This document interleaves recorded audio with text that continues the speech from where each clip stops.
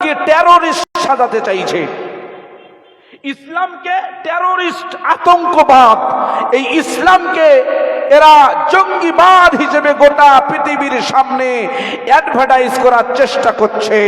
কিন্তু আল্লাহ বলছে এই পৃথিবীতে যদি বিজয় হয় কোনোদিন, সেটি হলো ইসলামের, ইমানের, মুসলমানের বিজয় হয়ে যাবে। একটু চিল্লে বলা যায় না সুবহানাল্লাহ? আরে মনে করে দেখুন তো, 624 সাল, কত সাল? 624 সালে আল্লাহর নবী 22 সালে হিজরত করেছেন। কোথাতে? মক্কা থেকে মদিনায়।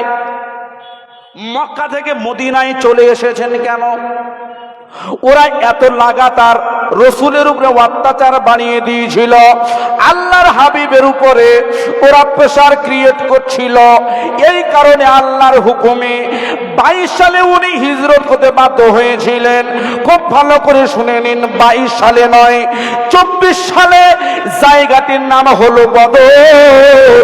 ওই বদরের মাঠে কিন্তু মনে করো আবু সুফিয়ান বলে এক কুখ্যাত কাফের ছিল তৎকালীন সময়। ওই আবু সুফিয়ানের নেতৃত্বে 1000 মালবাহী উট নিয়ে 40 জন অশ্বারোহী সেনা নিয়ে ওরা যাচ্ছিল সিরিয়ার দিকে। সিরিয়া, যে সিরিয়া অ্যাটাক করেছে বর্তমানে ইসরায়েলিরা, খুব ভালো করে শুনবেন, এই সিরিয়া তৎকালীন নাম ছিল শাম, আজকের হলো সিরিয়া। এই সিরিয়ার দিকে যেতে গিয়ে মদিনার ওই অদূরে ওই বদর নামক জায়গা থেকে আবু জেহেলের কাছে যে চিঠি লিখেছিল, আপনাদের জানা নাই, আমি আপনাকে জানিয়ে দিচ্ছি, মনে করে দেখুন। উনি চিঠি লিখে আবু জেহেলকে লিখছে, দারুণ নাদোয়ায় পাঠিয়ে দিয়েছিল যে চিঠিটা। ওই চিঠিটা আবু জেহেল পড়ছে, কি পড়া আছে? ওই চিঠিতে লেখা আছে, আমরা যাচ্ছি সিরিয়ায়, আর নবী মুহাম্মদ এবং তার অনুসারীরা বদর নামক জায়গায় আমাদের অ্যাটাক করেছে। এটা কিন্তু আদৌ কিচ্ছু না। 1 নম্বর মিথ্যাবাদী। মুসলমানদের পায়ে পা তুলে ঝগড়া করছে কিভাবে দেখুন আমার বন্ধুরা। এই চিঠি যখন আবু জেহেলের কাছে পৌঁছে গেল, আবু জেহেল সেনাবাহিনী নিয়ে বদরের প্রান্তে উপস্থিত হয়ে মুসলমানদের বিরুদ্ধে যুদ্ধ ঘোষণা করে দিয়েছিল। সেদিন ছিল রমজানুল মোবারক। এই পৃথিবীর জমিন নয়, আল্লাহর নবীর আমলের প্রথম রমজান শরীফের 17ই রমজান 2য় হিজরিতে আল্লাহর নবীর অনুসারীরা, মানে আনসারী সাহাবীরা, মুহাজিরিন সাহাবীরা, এরা সবাই তখন রমজানের রোজার ভিতরে ছিলেন। এই রোজা অবস্থাতে মুসলমানদের মান ইজ্জত, মুসলমানদের ইমানটাকে বাঁচানোর জন্য ওরা 313 জন বদরের প্রান্তে ঝাঁপিয়ে পড়ে খাজুরের বাকল নিয়ে ইমানদাররা সবাই কাঁধে কাঁধ মিলে কাফেরদের বিরুদ্ধে, মানে আবু সুফিয়ানদের বিরুদ্ধে, ইসলাম বিদ্বেষীদের বিরুদ্ধে ঝাঁপিয়ে পড়েছে। আমার আল্লাহ ঘোষণা দিয়েছে, যারা ইমানের বলে বলিয়ান হয়ে কাফেরদের বিরুদ্ধে ঝাঁপিয়ে পড়বে, আমি আল্লাহ আমার তরফ থেকে তাদের জন্য বিজয় ঘোষণা হয়ে যাবে। এটি জোরে বলা যায় না সুবহানাল্লাহ? নারায়ে তাকবীর, নারায়ে তাকবীর। আমাদের 1 নম্বর পাওয়ার, 1 নম্বর অস্ত্র হলো ঈমান। আমাদের কোনো হাতিয়ার নেই, আমাদের কোনো বন্দুক নেই, আমাদের কিচ্ছু নেই। আমাদের 1 নম্বর হাতিয়ার কি? ইমান। আর এই ইমানটা বুঝতে গেলে আপনাকে বুঝতে হবে আমানতু বিল্লাহি ওয়া মালাইকাতিহি ওয়া কুতুবিহি ওয়া রাসূলিহি। খুব ভালো করে শুনবে, আমি আল্লাহর প্রতি ঈমান আনছি, ওয়া মালাইকাতিহি তার ফেরেশতাদের প্রতি ঈমান আনছি, ওয়া কুতুবিহি কিতাবগুলির প্রতি ঈমান আনতে হবে। কিতাবগুলি বলতে কি? কিতাবগুলি হলো আসমানি কিতাব। মোট কয়খানা আসমানি কেতাব? আমার ভাই বলেছে 4খানা, কিন্তু 100 মোট 4খানা কেতাব। 4খানা হলো আসমানের কেতাব, বড় বড় কেতাব। 1 নম্বর হলো কুরআন, ইনজিল, তৌরাত আর জবুর। এই 4খানা কিতাব বড় বড়। বাকি 100খানা সহিফা এসেছে মানব জাতের কল্যাণের জন্য। এই পৃথিবীতে আমার আল্লাহ পাঠিয়েছিলেন তার রসুলদের উপরে। আমার বন্ধু খুব ভালো করে শুনবে, এই আমাদের উপরে যে কুরআনুল কারীম আল্লাহ নাজিল করেছেন, এই কুরআনুল কারীমের একটি দিল আছে। এটাকে কেন বলছি? আপনার ঈমানটা বুঝতে গেলে এই ভারতবর্ষে মুসলমানদের অস্তিত্ব টিকিয়ে রাখতে গেলে আপনি ঈমানের বলে বলিয়ান হতে হবে। আজকে ঈমান যদি দুর্বল হয়ে যায়, ঈমান যদি নরমাল হয়ে যায়, আপনার অস্তিত্ব টিকে থাকবে না। তাই ঈমান বোঝাতে গেলে কুরআনটা বুঝতে হবে। মনে করে দেখুন, আল্লাহর কুরআনুল কারীমের ছোট্ট একটি সূরা আছে, যে সূরাটির নাম হলো সূরা আল ইয়াসিন। সূরা ইয়াসিন। আল্লাহর হাবিব মিশকাতের হাদিসে বলছে, আল্লাহর হাবিব বলেছেন, দিনের শুরুতে যদি কোনো ব্যক্তি সূরা আল ইয়াসিন শরীফ তেলাওয়াত করে, ওই ব্যক্তির নামায় আমলে 10 খতম কুরআনের সওয়াব হয়ে যায়। জোরে হবে না সুবহানাল্লাহ? এক্ষুনি যদি জিও অফার দিত, জিও বা এয়ারটেল যদি অফার দিত যে 399 টাকায় 1 বছর, আপনারা কেউ বসে থাকতেন? বলে হুজুরি রস পরে শুনবো, ইউটিউবে দেখে নেবো, আগে অফারটা মেরে নি। ঠিক না বেঠিক? কিন্তু আমার আল্লাহ এত সুন্দর অফার দিয়েছে যে অফারে 1 খতম কোরআন শরীফ পড়তে গেলে একটা হাফেজের মিনিমাম 8 ঘন্টা সময় লাগে। কত ঘন্টা? 8 ঘন্টা সময় লাগে। ওই সওয়াবটা আপনি একটিবার ইয়াসিন তেলাওয়াত করলে আপনার হয়ে যাবে। একটু আওয়াজ দিয়ে বলা যায় না সুবহানাল্লাহ? আল্লাহ রাসূল বলে, শুধু তাই নাই, শোনো শোনো শোনো, কুরআন শরীফের 30 নম্বর পারাতে একটি সূরা আছে। সূরাটির নাম হলো সূরা ইখলাস। কুল হুয়াল্লাহু আহাদ আল্লাহুস সামাদ লাম ইয়ালিদ ওয়া লাম ইউলাদ ওয়া লাম ইয়াকুল লাহু কুফুয়ান আহাদ। আল্লাহ রাসূল বলছে, যে ব্যক্তি সূরা ইখলাসটি একবার তেলাওয়াত করবে, ওই ব্যক্তির নামায় আমলে আমার আল্লাহ 10 পারার সওয়াব লিপিবদ্ধ করে দেবে। একটু আওয়াজ দিয়ে বলবে সুবহানাল্লাহ। তবু আমরা পড়িনি কেন? আল্লাহর কুরআন পড়ে কি হবে? খুব ভালো করে শুনবে।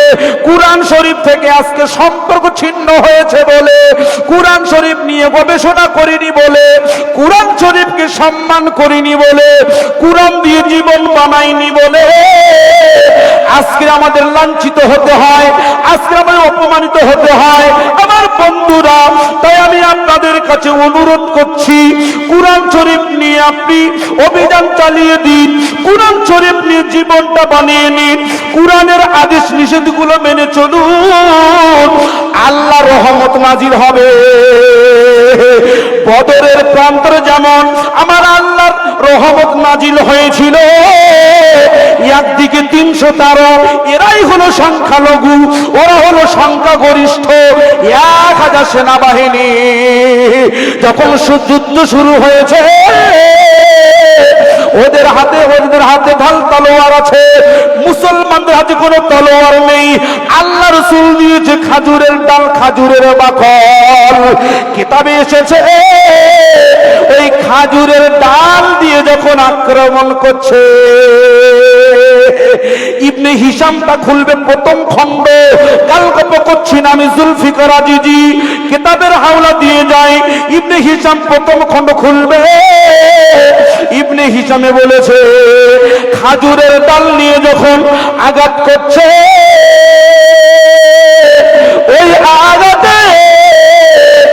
কাফির সহ ঘোড়া সহ ওই বাকলটা গিয়ে পাথুরে জমিনে এক হাত ফুটে যায়। পাথুরে জমিন, মাটির জমিন না। বদরের প্রান্তর এখনো আছে সাক্ষী। ওই বদরের জমিনটা পাথুরে জমিন, ওখানে এক কোদাল মাটি খুঁড়তে গেলে বুকের পাটা লাগে। এটা সেই নদীয়ার মাটি না, নরম মাটি, যেখানে আলু ভালো হয়, সবজি ভালো হয়, ওখানে কোনো সবজির চাষ নেই। ওই জায়গায় ইমানদারদের ইমানের বলে বিজয়ী দান করেছিলেন আল্লাহ। বলুন সুবহানাল্লাহ। আমার ভাই যান, খুব ভালো করে বুঝে নিন। আমি আপনাকে বোঝানোর জন্য যে সূরাটি আজকে এনেছি, এই সূরাটির নাম হলো সূরা ইয়াসিন। কি নাম? ইয়াসিন। এটি হলো কুরআন শরীফের দিল। মানুষের দিল যেমন খারাপ হলে গোটা শরীরটা খারাপ হয়ে যায়, ঠিক না ঠিক? আপনার চোখ ভালো আছে, নাক ভালো আছে, পা ভালো আছে, মাথা ভালো আছে, দিলটা পচে গেছে, আপনি বাঁচবেন না মরবেন? মরে যাবে।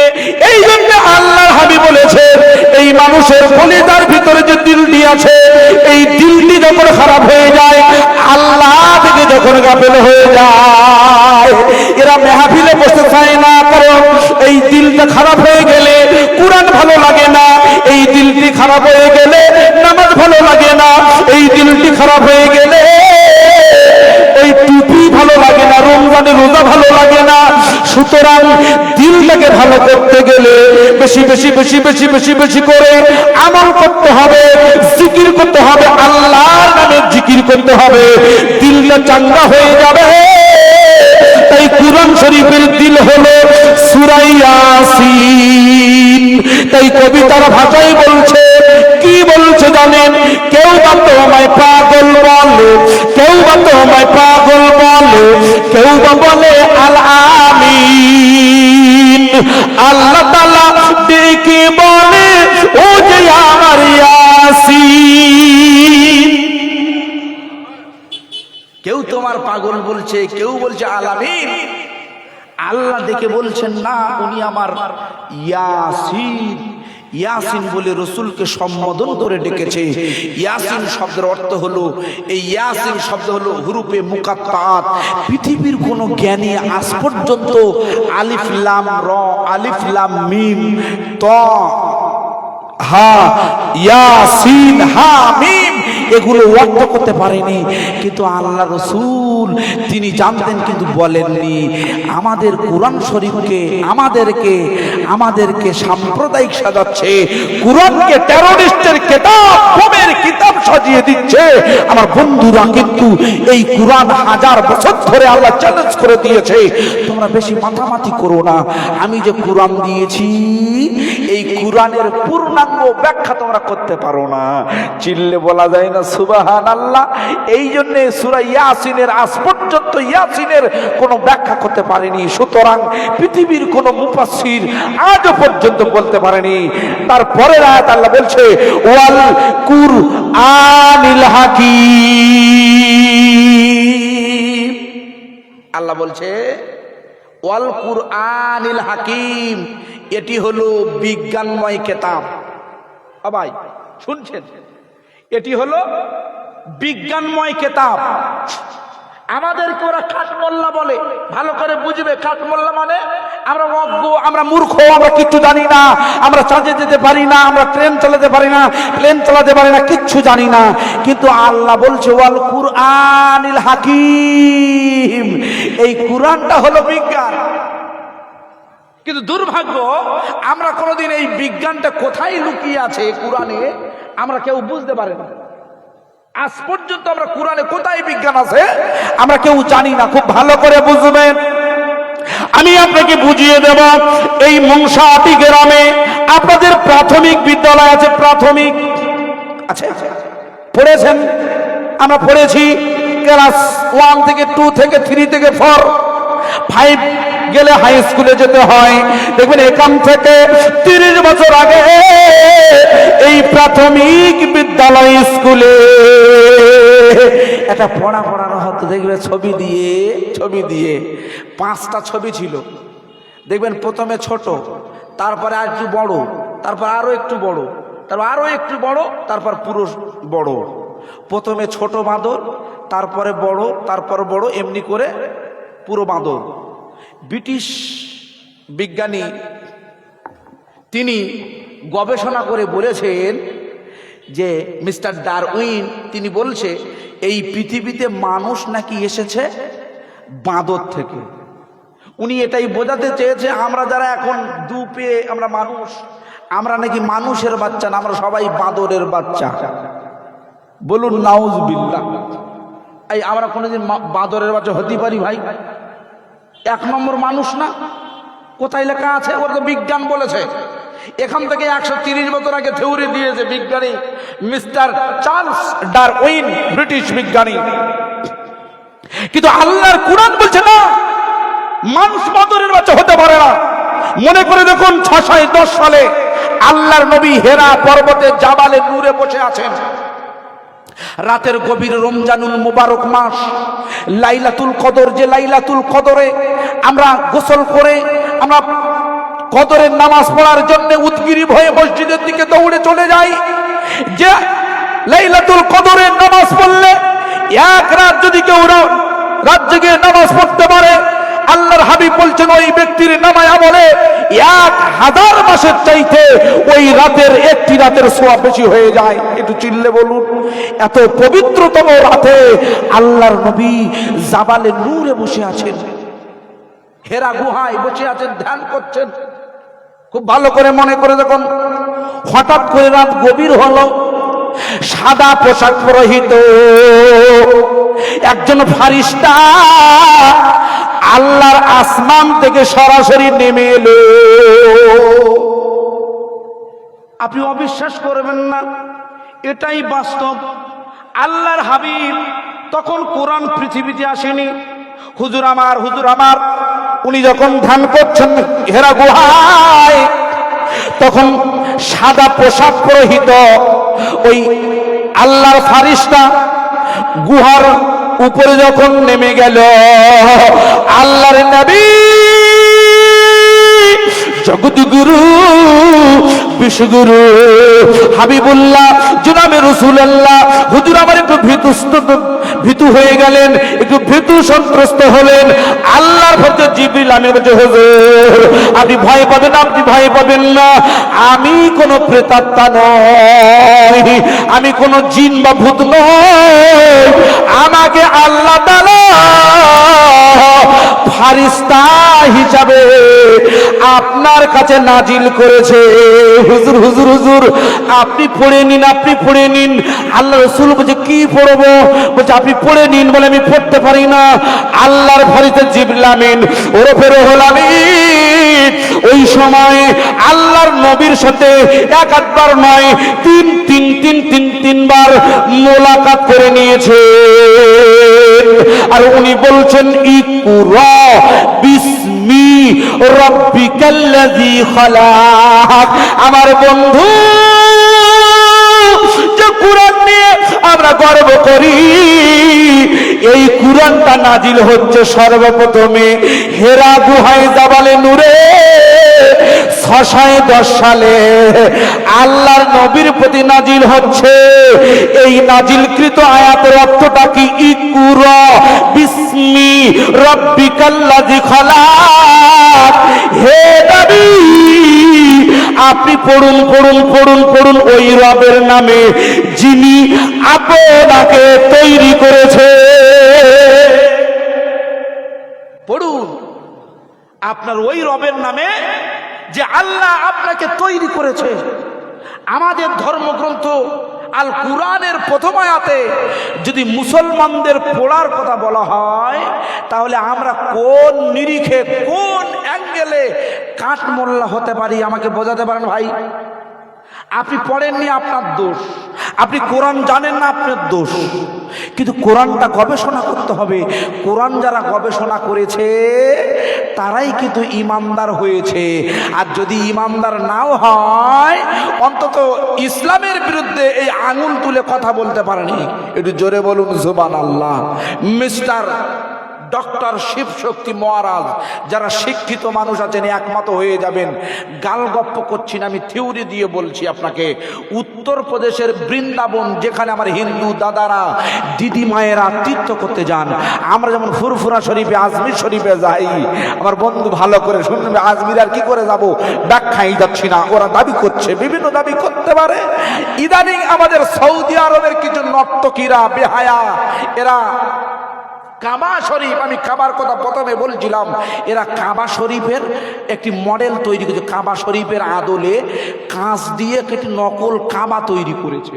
খুব ভালো করে বুঝবে, নকল কাবা তৈরি করেছে কাঁচ দিয়ে, ঘনত্ব কাঁচ, মাঝখানে রেখে মঞ্চে ওই কাবা শরীফের চতুর্দিকে মডেলিং করছে। আশ্চর্য পৃথিবী! নর্তকীরা, এই সৌদি আরবের নর্তকীরা এত নিচে নেমে গেছে, এরা কাবাকেও ছাড়ছে না। এর পরের সময় কেমন হবে আল্লাহই ভালো জানে। কাবা শরীফের আদলে নর্তকী ওই বেশ্যা মহিলাদের ওই মঞ্চ তৈরি করে কাবাকে অপমান করতে চাইছে। আমার বন্ধু, আমার আল্লাহ বলে একজন আছে, আল্লাহ ছেড়ে দেয়, ছাড় দেয় না। একটু জোরে বলুন সুবহানাল্লাহ। আমার বন্ধুরা, যেটা আমি আপনাকে বোঝাচ্ছি, সুতরাং এই ধর্মগুলো প্রথমেই আমাদের কুরআন পড়ার কথা বলা হয়েছে। তারপরে কি বলছে? খালাকাল ইনসানা মিন আলাক। আল্লাহ বলছে, আমি মানুষকে জমাট বাঁধা রক্ত দিয়ে, ব্লাড দিয়ে তৈরি করেছি। কি বাঁধা? জমাট বাঁধা রক্ত দিয়ে তৈরি করেছি। আমরা কোনো বাঁদর থেকে আসেনি, আমরা কোনো শিম্পাঞ্জি থেকে আসেনি, আমরা কোনো এলিয়েন থেকে আসেনি। আমরা এসেছি আদম সফিউল্লাহ থেকে। আর আদম সফিউল্লাহ এসেছে মাটি থেকে, পানি থেকে, এই মাটির নির্যাস থেকে। তাই আমরা বেশি ঘর্মাক্ত, মানে ঘাম হয়ে গেলে আমাদের শরীর থেকে মাটি মাটি গন্ধ করে। এই জন্যে আমাদের মাটি থেকে আমাদের তৈরি। আমাদের পিতা আদম সফিউল্লাহ মাটি থেকে তৈরি। হুজুরের, আমাদের পিতার ওই রক্ত থেকে আমরা তৈরি। সুতরাং বিজ্ঞানী যে থিওরি দিয়েছে, ভুল থিওরি দিয়েছে। আমার বন্ধুরা, শুধু তাই নয়, এখান থেকে প্রমাণ হয়ে গেল আল্লাহর কুরআন বলেছে, ইদানিং বিজ্ঞানীরা স্বীকার করে নিয়েছে। এই জন্য ক্লাস 3 বা 4 এখান থেকে 30 বছর আগে যে চ্যাপ্টার গুলো দিয়েছিল, যে লেসন গুলো দিয়েছিল, ওই পড়াগুলো আর নেই। আছে আছে সব তুলে দিয়েছে। কেন? ওসব মিথ্যে কথা। কি আশ্চর্য! ঈশ্বরচন্দ্র বিদ্যাসাগরের মতো লোক, উনিও কিন্তু ভুল শিক্ষা দিয়ে। কি শিক্ষা? ওই অজগর আসছে পেরে, আয় আমটি খাবে পেরে। আরে আছে না নেই? ওই অজগর আসছে পেরে, আয় আমটি খাবে পেরে। অজগর সাপ পৃথিবীর যেন তেন জায়গায় নেই। পৃথিবীর অ্যামাজন জঙ্গলে আছে অজগর সাপ। যে অজগর সাপ মানুষ ছাড়া কিছু খায় না, এ কিন্তু কোনো ভেজ খায় না, এ ডাইরেক্ট মাংস খায়, গোস্ত খায়। আপেল হলো ওই ভেজ। আমার বন্ধু, অজগর আপেল খেতে পারে না। ইনি বলছে ওই অজগর আসছে পেরে, আয় আমটি খাবে পেরে। আমার বন্ধুরা, ঠিক এই জায়গায় আমাদের ইসলামিক কবিরা, আমাদের ইসলামিক লেখকেরা, এরা লিখছে কি জানেন? ওই অজু করে মসজিদে যাই, ওই অজু করে মসজিদে যাই, আয় আজান হাকে মুয়াজ্জিন ভাই। জোরে বলবেন সুবহানাল্লাহ। ওই অজু করে মসজিদে যায় কারা? ইমানদাররা। আয় আজান হাকে মুয়াজ্জিন ভাই। এখন আবার একটু ভেবে চিন্তে আজান দেবেন, আজান করলে ফাইন হচ্ছে আমার ভাই সব। এই জন্য আপনাদের মসজিদে একটু স্পিকার কমিয়ে দেবেন। হ্যাঁ, আমার যে প্রাণ খুলে একটু আজান শুনবো, সেটাও পারবো না। আমরা এই ভারতবর্ষ থেকে আল্লাহর কাছে বিচার দেওয়া ছাড়া কোনো লাইন নেই আমাদের। আমরা একটু ভালো করে ধর্মচারণ করব, একটু কুরআন পড়বো, একটু হাদিস পড়বো, আমাদের উপায় নেই। আমাদের সবকিছু আল্লাহর উপরে নির্ভর করতে হচ্ছে। আমরা আল্লাহর কাছে বিচার দিয়েছি। আমরা কোনো টেররিস্ট নই, আমরা কোনো আতঙ্কবাদী নই। আমরা সংবিধান বিশ্বাস করি, এই ভারতের মাটিকে ভালোবাসি। ভারতের সন্তান তাই হিন্দু হোক, খ্রিস্টান হোক, বৌদ্ধ হোক আর মুসলমান হোক, প্রত্যেককে ভালোবাসি কলিজা দিয়ে। এটি চিল্লে বলা যাবে না সুবহানাল্লাহ? এর জোরে হবে না সুবহানাল্লাহ? নারে তাকবীর, নারে তাকবীর, মুহাব্বতে কালমা লা ইলাহা। মুহাব্বতে পড়ে মুহাব্বত।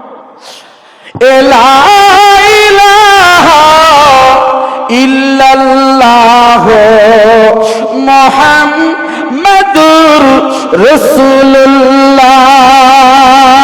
নবী এলেন দুনিয়ায়, নবী এলেন দুনিয়ায়, আবু জাহেল নিল বিদায়। নবী এলেন দুনিয়ায়, আবু জাহেল নিল বিদায়। কলমার ধরা পৃথিবীতে আজও রয়ে যায়। লা ইলাহা মুহাব্বতে পড়ে।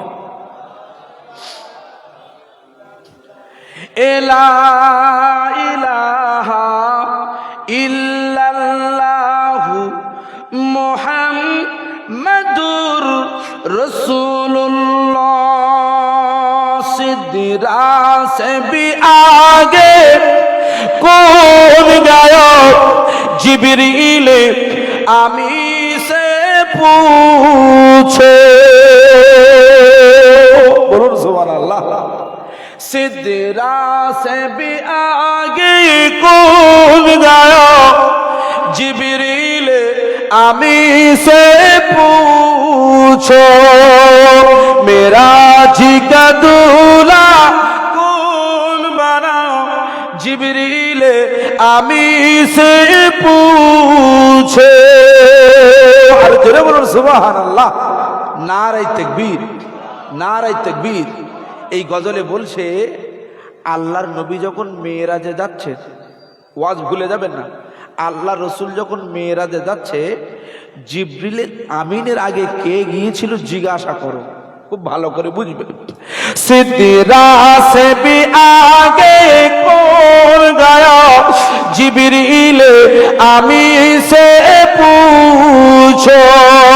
मेराज का दूल्हा कौन बना, जिब्रील आमी से पूछो। क्या है तो तीरे शाहे उमंग, क्या है तो तीरे शाहे उमंग। इंसान से हो पाए नरकम, इंसान से हो पाए नरकम। क्या परश जमी, क्या से बारी, क्या परश जमी, क्या से बारी। सब है आका के ज़ेर कदम, सब है आका के ज़ेर कदम। सुल्तान मदीना, सुल्तान मदीना का रुतबा जिब्रील अमी से पूछो। सिदरा से भी आगे कौन गया, जिब्रील आमी से पूछो। अल्लाह भाई স্লিপ চিলিয়ে আসো, স্লিম আপনার সাউন্ডটা টেনে নিচ্ছে, বুঝতে পারছেন না? সাউন্ড টানছে, বুঝতে পারছেন না? গলা টানছে। ওয়ালা আলি সেটিং করুন ভালো করে। মহব্বতে আল্লাহ।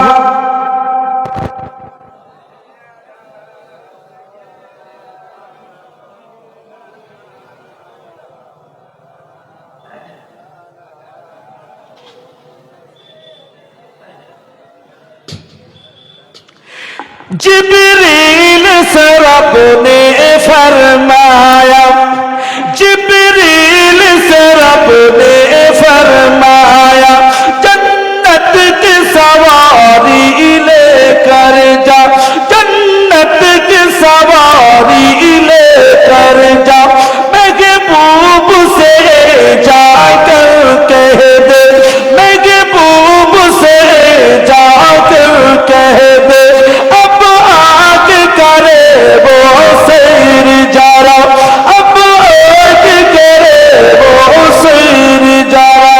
फिर कैसे हुई, फिर कैसे हुई तादीब खुदा, जिब्रील अमी से पूछो, सिदरा से भी आगे कौन गया, जिब्रील अमी से पूछो, मेरा जी का दूल्हा कौन बना, जिब्रील अमी से पूछो। है मेरी राहत शाहे थी, है मेरी राहत शाहे थी, सच पंज में है जिब्रील अमी, सच पंज में है जिब्रील अमी, बेदार करे से शिकों को, उदार कही ना बेअदबी, उदार कही ना बेअदबी, तादीम नबी, तादीम नबी होती है किया, जिब्रील अमी से पूछो, सिदरा से भी आगे कौन गया, जिब्रील अमी से पूछो, मेरा जी का दूल्हा कौन बना, जिब्रील अमी से पूछो। अल्लाह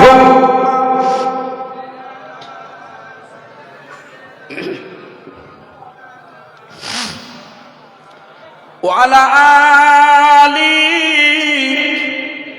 বেসটা কেটে দেন না, টোন বাড়ানো তো এরম হচ্ছে কেন তাহলে? সাল্লাল্লাহু আলাইহি ওয়াসাল্লাম।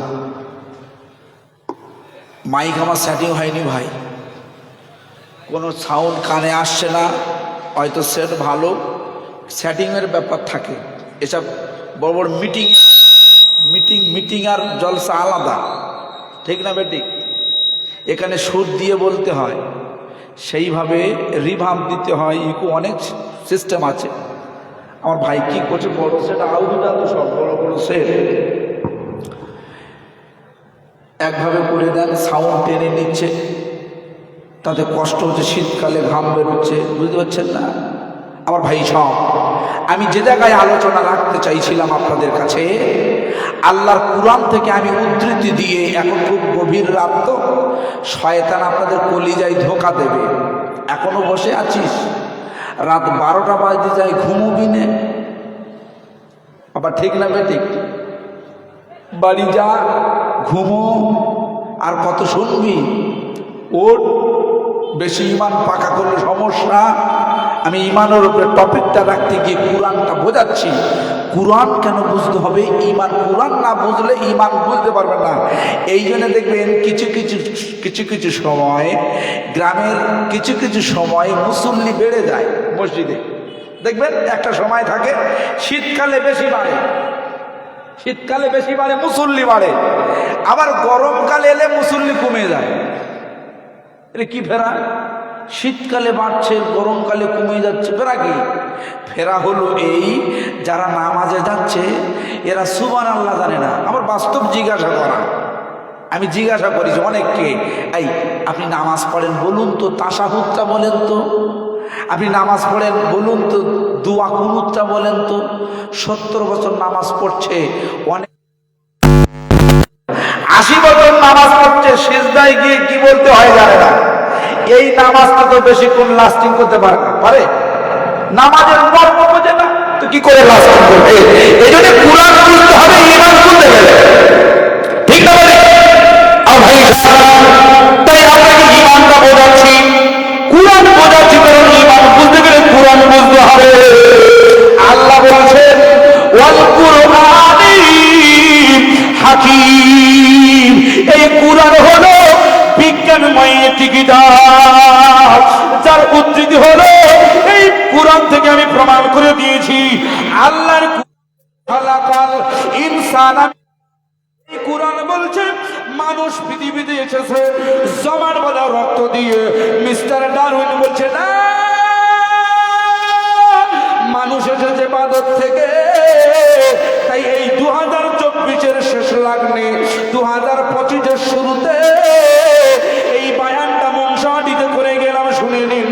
আল্লাহর কোরআন চ্যালেঞ্জ করেছে গোটা পৃথিবীর বিজ্ঞানীরা, এখনই একমত হয়ে স্বীকার করছে হ্যাঁ কোরআনের মতো কোরআনের থিওরি সঠিক, মিস্টার ডারউইনের তত্ত্ব ভুল। কোরআন যে থিওরি দিয়েছে, এই কোরআন বলছে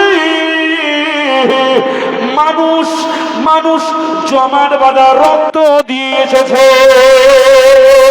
একটু আওয়াজ দিয়ে বলবেন সুবহানাল্লাহ। আমার মতো শুধু তাই নয়, কুরআন শরীফে কোথায় বিজ্ঞান আছে আমি আপনাকে দেখাচ্ছি। চলুন চলুন চলে যাই। গত কয়েক বছর আগে দেখবেন আমাদের ভারতবর্ষে মহারাষ্ট্র থেকে ওই দেখবেন একটি চন্দ্রযান পাঠিয়েছিল, চন্দ্রযান। যে চন্দ্রযানটির নাম হলো বিক্রম, ওই চন্দ্রযানটি চাঁদে গিয়ে ল্যান্ডিং করেছিল। আপনারা খবর আগে নিশ্চয়ই একমত হয়ে যাবেন। আমি আপনাকে বোঝাচ্ছি, এই চাঁদটা যে জায়গায় লটকে আছে, সূর্যটা যে জায়গায় লটকে আছে, গ্যালাক্সি যে জায়গায় আছে, মিল্কি ওয়ে যে জায়গায় আছে, ব্ল্যাক হোল যে জায়গায় আছে, এই সমস্ত জায়গাগুলো হলো প্রথম আসমানের ভিতরে প্যাকেট করা। এই গ্যালাক্সি ভেদ করে, ব্ল্যাক হোল ভেদ করে, চন্দ্রসূর্য ভেদ করে, মহাশূন্য ভেদ করে যে জায়গায় যেতে হয়, যে জায়গায়, ওই জায়গাটির নাম হলো আল্লাহর কুরআন বলছেন সামা। সামা মানে আল্লাহর আকাশ, আকাশ আকাশ। ওই আকাশটা এখান থেকে 100 বছর আগে বিজ্ঞানীরা বলেছিল এই আকাশ হলো একটি, কিন্তু এখান থেকে 1500 বছর আগে আল্লাহর কুরআন ফিরে দিয়েছে এই আকাশটা একটি নয়, এই আকাশটি হলো 7-7টি। কুরআন শরীফের সূরা বাকারাটা খুলে দেখবেন, সূরা বাকারা 29 নম্বর আয়াতে আল্লাহ বলে সুম্মাস্তাওয়া ইলাস সামাই ফাসাওয়াহুন্না সাবআ সামাওয়াত। সাবআ সাবআ মানে 7 সামা মানে আকাশ। এই আসমানটি হলো 7টি আল্লাহ বানিয়েছে। আরো জোরে হবে না সুবহানাল্লাহ? নারায়ে তাকবীর। একটু যাদের কানে লাগছে একটু ধৈর্য ধরুন, এছাড়া আর ওয়াজ করা যাবে না। সত্যি আমার ভাই সব খুব ভালো করে শুনবেন, খুব দামি থিওরি। কোরআনে কোথায় বিজ্ঞান আছে আমি আপনাকে বোঝাচ্ছি। কোরআন বনাম বিজ্ঞান, ওয়াজটা কি? কোরআন বনাম বিজ্ঞান। এত বড় মাহফিল দিয়েছেন টাকা টাকা খরচা করে, ওয়াজ যদি না কিছু বোঝেন, না কিছু শোনেন, শুধু আওয়াজ শুনলে হবে? আব্বা আওয়াজ শুনলে হবে? কিন্তু শিখতে হবে তো নাকি? শুধু সুর শুনলে হবে না তো, একটু ওয়াজ শিখুন। কোরআনে কোথায় কি আছে একটু দেখুন। আমার বন্ধুরা, আমি আপনাকে দেখিয়ে দিচ্ছি, চলুন চলে যাই। কোথায় চলে যাই, কিভাবে কোরআনে বিজ্ঞান আছে আমি আপনাকে বোঝাচ্ছি। মনে করে দেখুন, কাবা শরীফে একটি জায়গা আছে, জায়গাটির নাম হলো হাতিম। জায়গাটির নাম হাতিম। আরে আমি বদরের কথা বলছিলাম না? ওয়াজের শুরুতে আমি বদরের কথা বলছিলাম, মনে করে দেখুন এই বদরের কথা বলতে গিয়ে আমি এই জায়গাটা এই জন্য বলছি, মনে করে দেখুন কাবার হাতিমে দুইজন ব্যক্তি বসে বসে বসে বসে এরা গবেষণা করছে। এক ব্যক্তির নাম হলো সাফওয়ান, আর দুই নম্বর ব্যক্তির নাম হলো কিন্তু উমাইর। এরা দুজন বসে বসে গল্প করছে। কি গল্প জানো? বলছে বদরের প্রান্ত ওই কুয়ার কথা তোমাদের মনে আছে? মানে মুসলমানেরা ওদেরকে এমন মারা মেরেছে, মেরে একটা কুয়া তৈরি করতে, কুয়া, ওই কুয়ায় সব ফেলে দিয়েছে। তাই ওরা গল্প করছে কোথায় বসে? কাবার হাতিমে বসে। সত্যি ওই কুয়ার কথা মনে উঠলে গা শিউরে ওঠে, আমাদের বেঁচে থাকা যেন বৃথা হয়ে যায়। উমাইর বলছে, কেন সাফওয়ান ভাই তুমি এ কথা বলছো কেন? বলছে তুমি জানো না আমার সন্তানদের মেরে দিয়েছে আমার আত্মীয় স্বজনরা, বদরে আবু জেহেলদের সাথ দিয়েছিল, কিন্তু মোহাম্মাদের অনুসারীরা সব শেষ করে দিয়েছে। বলছে এখন করণীয় কি? বলছে সাফওয়ান বলছে, উমাইর সত্যি আমার যদি দেনা যদি না থাকতো, আমার যদি ঋণ না থাকতো, আমার বউ যদি সুন্দরী না হতো, আমার যদি সংসার না থাকতো, মোহাম্মদকে আমি কতল করে দিতাম। কাকে কতল করে দিতে? মোহাম্মদকে কতল করে দিতে। উমায়ের বলছে, উমায়ের এই কথাটি বলছে। সাফওয়ান বলছে ঠিক আছে, আমি তোমার সংসারের দায়িত্ব নিলাম, তোমার সন্তানের দায়িত্ব নিলাম, তুমি যাও মোহাম্মদকে কতল করে দাও। মনে করে দেখুন আল্লাহ রসুলকে কতল করার জন্যে গলায় তরবারি ঝুলিয়ে মদিনার মসজিদে উপস্থিত। কোথায় উপস্থিত? মদিনার মসজিদে উপস্থিত হয়ে গেছে হযরত ওমর ফারুক, হযরত আবু বকর সিদ্দিক, হযরত আলী কারামুল্লাহ ওয়াজহু, হযরত আবু যার গিফারি, হুজুরগণ সব বসে আছেন মদিনার মসজিদের চাতওয়ালে। মদিনার মসজিদ নববীর মেন গেট থেকে যখন ঢুকেছে ওমর ফারুক বলছে, এই আনসারীরা, আল্লাহ রসুল মদিনা শরীফের মসজিদের ভিতরে বসে আছেন, যাও হুজুরকে গার্ড করো। এই দস্যু ঢুকেছে, শত্রু ঢুকেছে, অ্যাটাক করতে পারে। আর ওরা যুক্তি করে এসেছে যে কথা বলতে বলতে রসুলকে ঘ্যাচাঙ্কু করে দেবে, কতল করে দেবে। যখন এই নিয়েতে এসেছে তখন হযরত উমাইরের নেতৃত্বে, হযরত ওমরের নেতৃত্বে হুজুরের গার্ড করে নিল। হযরতে উমার রাদিয়াল্লাহু তাআলা জিজ্ঞাসা করছে, নাই আপনি এখানে? বলছে আমার হুজুরের সাথে দরকার আছে, আমি মক্কা থেকে এসেছি। আল্লাহ রাসূল ঠিক আছে আমাকে ছেড়ে দাও। আল্লাহ রাসূল তাকে ডাকলেন, ডেকে সামনে বসালেন। বাবা তুমি কি উদ্দেশ্যে এসেছো বাবা বলো। বলছে হুজুর আমার এই বদরের প্রান্তরে অনেক বন্দী হয়ে আছে যুদ্ধে, সেগুলো ছাড়াতে এসেছি হুজুর, আপনি একটু ছেড়ে দিন। বলছে না আর কোনো উদ্দেশ্য আছে? বলছে না হুজুর এই ছাড়া আমার আর কোনো উদ্দেশ্য নেই। বলছে তোমরা যে হাতিমে বসে যুক্তি করলে, কে বলছে? তোমরা হাতিমে বসে যুক্তি করলে যে ঘ্যাচাঙ্কু করে দেবো মোহাম্মদের। বলছে তরবারি তো এনেছি, কাজটা করতে পারলাম কই? আশ্চর্য। বলে ইয়া রাসূলুল্লাহ, ইয়া হাবিবাল্লাহ, হুজুর সত্যি আপনি ঠিক ধরেছেন, আপনি আখিরি জামানার নবী। কারণ নবী না হলে ওই কাবার হাতিমে বসে বসে আমরা যে যুক্তিটা এঁটেছি তৃতীয় কোনো ব্যক্তি শোনেনি। ইয়া রাসূলুল্লাহ, ইয়া হাবিবাল্লাহ, ইয়া নবিয়াল্লাহ, ইয়া হাবিবাল্লাহ, হুজুর আপনি মদিনা থেকে বসে বসে বসে বসে 400 মাইল দূরে কাবার হাতিমের কথা আপনি যদি নবী না হন, আপনি যদি নবী না হন কেউ শুনতে পারে না। ইয়া রাসূলুল্লাহ, ইয়া হাবিবাল্লাহ, আপনি অবশ্যই অবশ্যই নবী, আমি সাক্ষী দিচ্ছি। ইয়া রাসূলুল্লাহ, আমি আপনাকে মারার পথে এসেছিলাম, আমি আপনাকে কতল করতে এসেছিলাম। আল্লাহ রাসূল হুজুর আমার বেয়াদবি হয়ে গেছে, আমার ভুল হয়ে গেছে, গোস্তাকে মাফ করে দিন, আর আপনি আমাকে কলেমা পড়িয়ে দিন। আমার বন্ধু মদিনার সাহাবীরা সাক্ষী,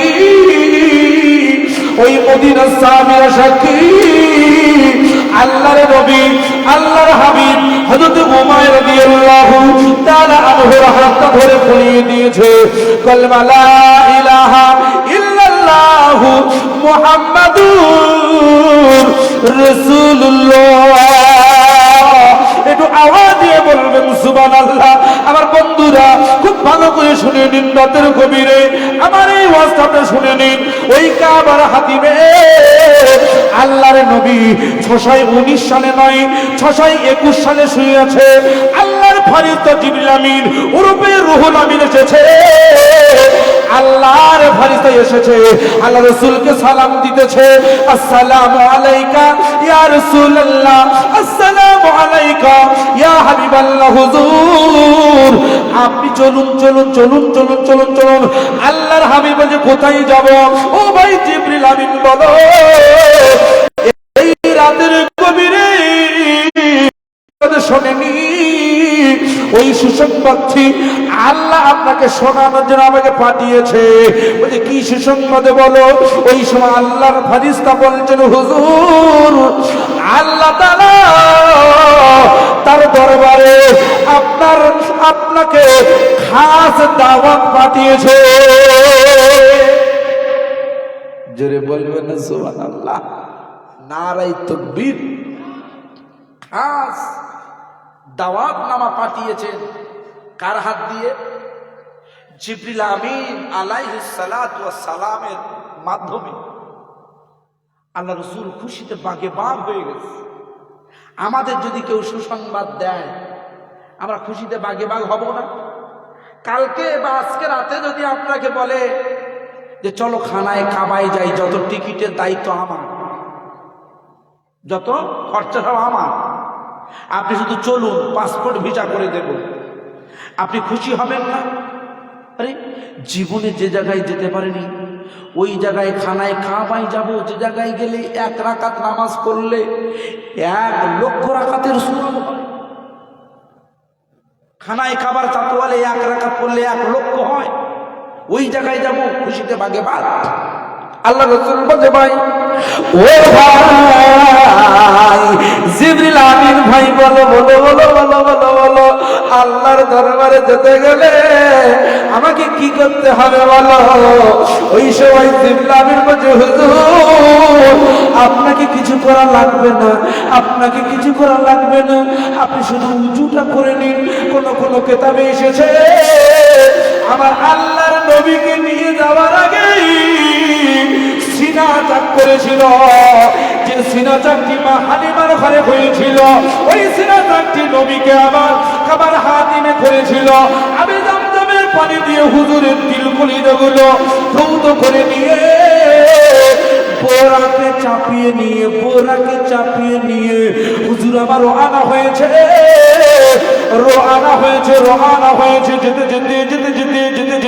যেতে জিবরিল আমিন বলছে, হুজুর ইয়া রাসূলুল্লাহ ইয়া নবী আল্লাহ, হুজুর একটু দাঁড়িয়ে জন্য। আল্লাহ রাসূল বলে, কেন কেন কেন কেন আবার দাঁড়াতে হবে কেন? ওই সময় জিবরিল আমিন বলছে, হুজুর এই জায়গাটি লক্ষ্য করুন, এই জায়গাটি লক্ষ্য করুন, শস্য শ্যামলা, কি সুন্দর পরিবেশ, খাজুরের পাতা দিয়ে ভরা এই জায়গাটি আপনি একটু লক্ষ্য করুন। আল্লাহ রাসূল বলছে, এটা কোন জায়গা? জিবরিল আমিন বলছে, হুজুর এই জায়গাটি হলো আপনার জীবনের শেষ ঠিকানা। এই জায়গাটির নাম বর্তমানে ইয়াসরিব, কিন্তু আপনি আগমন করলে এই জায়গাটির নাম হবে মদিনা আল মুনাওয়ারা। আল্লাহর হাবিব যে জায়গায় যায় নাম পরিবর্তন হয়ে যায়। সেই জায়গার নাম শুধু পরিবর্তন নয়, আল্লাহর হাবিব যে জায়গায় যান ওই এলাকার মানুষ হেদায়েত হয়ে যায়।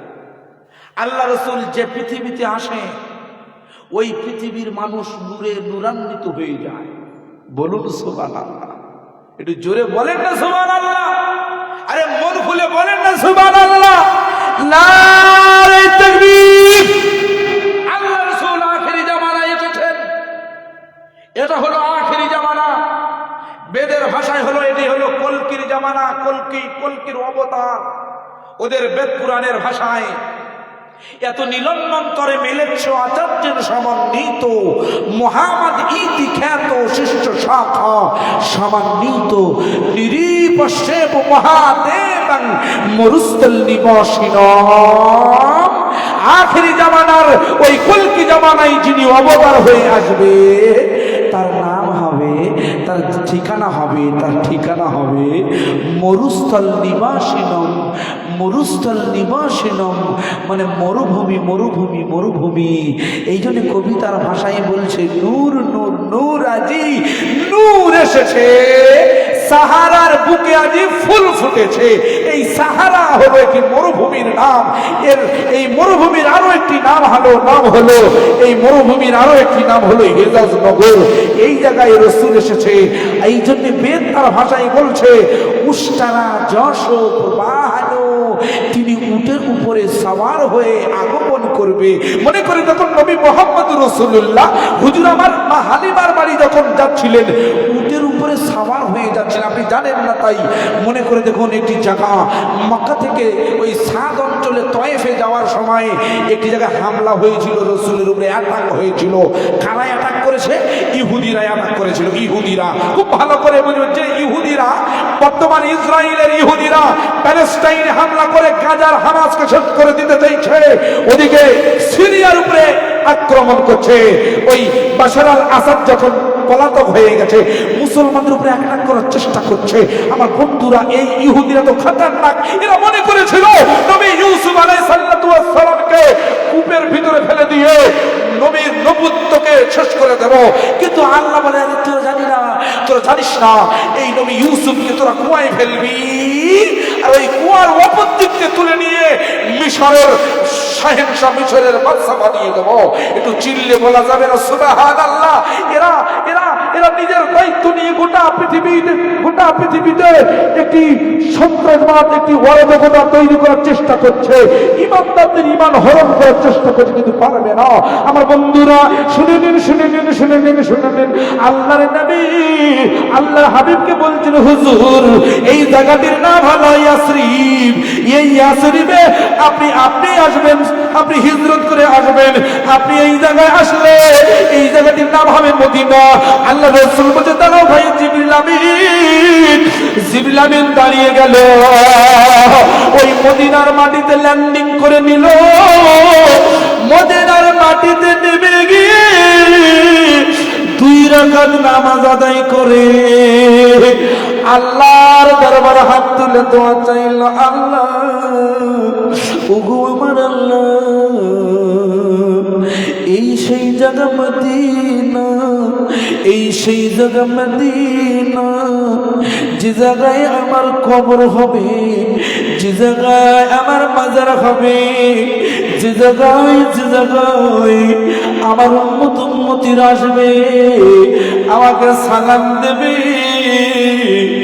ওগো আমার আল্লাহ, আমি দোয়া করি আপনি আমার দোয়া কবুল করে নেবেন। ওই সময় যে সময় আমার উম্মতেরা আসবে, আমাকে সালাম দেবে, আমার কাছে ওরা সাহায্য চাইবে, আমার সুপারিশটা ওরা চাইবে। ওগো আল্লাহ, আমি দোয়া করি ওই সমস্ত উম্মতদের মনের আশাগুলো আপনি পূরণ করে দেবেন। বলেন না সুবহানাল্লাহ। আল্লাহর হাবিব উনি মেহমান হয়ে আল্লাহর আরশে আজিমে যাচ্ছেন, যেতে যেতে আমার আপনার কথা ভুলছেন না। আল্লাহ রাসূল হিজরতে যাওয়ার সময় মনে করে দেখুন মোট কতখানা যানবাহনে গিয়েছিলেন? বলুন 3খানা। যেরকম কতখানা? 3খানা যানবাহন। আপনি জানেন একটা বোরাকে করে, আমি বলছি না 3খানা। খুব ভালো করে শুনবে, এর ভিতরে বিজ্ঞান কথা আছে, আমি বোঝাবো, আপনি ভুলে গেলে হবে না। আমি ফিগার বলিনি, বিজ্ঞান কথা যে জায়গা যাই। আমার বন্ধুরা আপনি জানেন একটা, আমি জানি 3টে। হযরতে আশরাফ আলী থানভী রাহমাতুল্লাহ আলাইহি হুজুর আমার বিশ্বনবীর মিরাজ কিতাবে লিখেছে, আমাদের এশিয়া মহাদেশে বিখ্যাত উলামা হযরত মাওলানা আশরাফ আলী থানভী রাহমাতুল্লাহ আলাইহি, যেনাকে হাকিমুল উম্মাহ বলা হয়েছে, হুজুর বলছে, হুজুর তার কিতাবে লিখেছে, আল্লাহর নবী আল্লাহর কাছে মেরাজে যেতে গিয়ে তিনখানা যানবাহনে গিয়েছে। এক নম্বর যানবাহন হলো বুরাক, দুই নম্বর হলো তখতে জামরুদ, আর তিন নম্বর রফ। তিন নম্বর রফ মুখস্থ করবেন। এক নম্বর বুরাক, দু নম্বর তখতে জামরুদ, নীল পান্না দিয়ে তৈরি, বিদ্যুতের চাইতেও গতি বেশি। আর তিন নম্বর হলো রফরফ, যে রফরফে বসে সিংহাসনে বসে আল্লাহর সাথে কথোপকথন করেছিলেন, এই আসনটির নাম হলো রফরফ। হুজুর আমার যেতে লেগেছেন, যেতে জিবরিল আমিন বলছে, হুজুর একটুখানি দাঁড়িয়ে যান। বলে কেন? বলে এই জায়গাটির নাম হলো মাদাইন, এটি হলো মিশরে অবস্থিত। এই মিশরে অবস্থিত, যে মিশরে একটি সময় নবী মুসা আলাইহিস সালাতু ওয়াস সালাম আল্লাহর পয়গাম নিয়ে এসেছে, যে জামানায় এসেছিল ফিরাউন গোটা পৃথিবীর মানুষকে জ্বালাতন করেছে। এটা হলো সেই নীল নদ, যে নীল নদে মিশরের ফেরাউনকে চুবিয়ে মেরেছে। ইয়া রাসূলুল্লাহ, এই মাদায়েনে একটি পবিত্র জায়গা আছে, একটি পবিত্র পাহাড় আছে, ওই পাহাড়টির নাম হলো তুরে সিনা। হুজুর এই তুরে সিনায় একটু নামে দুরাকাত নামাজ পড়ে। আল্লাহ রাসূল দুরাকাত নামাজ পড়লেন, ওখান থেকে চলে গেলেন কোথায়? বাইতুল মুকাদ্দাস, যেটা ওরা দখল করে নিতে চাইছে। আবার যেটা ওরা দখল করে নিতে চাইছে, ইসরায়েলের সেনাবাহিনীরা লাগাতার যে মসজিদে গোটা পৃথিবীর নবীরা উপস্থিত হয়ে একসাথে নামাজ আদায় করেছিলেন, বাইতুল মুকাদ্দাস, যে বাইতুল মুকাদ্দাস যে নবী ইয়াকুব আলাইহিস সালাতু ওয়াস সালাম তৈরি করেছে, যে বাইতুল মুকাদ্দাসে নবী আদম সফিউল্লাহ থেকে শুরু করে নবী ইব্রাহিম খলিলুল্লাহ থেকে শুরু করে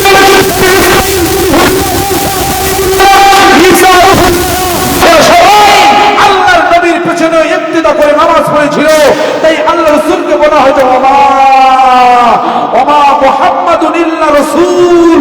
আরো অন্যান্য জায়গায় বলছে ইয়া ইমামুল মুরসালিন, আল্লাহর নবী নবীদের ইমাম হয়েছিল যে জায়গায়, ওই জায়গাটির নাম হলো বাইতুল মুকাদ্দাস। হুজুর আমার ওই জায়গায় নামাজ আদায় করলেন। দুরাকাত নামাজ আদায় করে ওখান থেকে উনি আসমানের দিকে উঠতে শুরু করলেন। আসমানে উঠে গিয়ে আসমানের দ্বাররক্ষীকে উনি প্রশ্ন করছেন, উনি জিজ্ঞাসা করছেন জিবরিল আমিন বলছে, আসমানের দ্বাররক্ষী হযরত ইসমাঈল, তুমি আসমানের দরওয়াজা খুলে দাও, আসমানের দরওয়াজা খুলে দাও। আসমানের দরওয়াজা আজকের 2024-এর কোনো বিজ্ঞানী এখনো পর্যন্ত বলতে পারেনি যে আসমানের দরজা আছে। কিন্তু আল্লাহ পাক বলছে কুরআনে আসমানের দরজা আছে। কোথায় আছে? সূরা আরাফটা খুলবে, সূরা আরাফে বলছে লা তুফাত্তাহু লাহুম আবওয়াবুস সামা, কোরআনের আয়াত। আল্লাহ বলছে ওই সমস্ত ব্যক্তিদের জন্য আসমানের দরওয়াজা খোলা হবে না। এখান থেকে বোঝা যাচ্ছে আসমানের দরওয়াজা আছে না নেই, একটু জোরে বলুন। কিন্তু এরা টের পায় না, এরা সেই দূরে যেতে পারেনি। আমাদের ইমামে হাক্কানি মাওলানা আশরাফ আলী থানভী, যিনি এশিয়া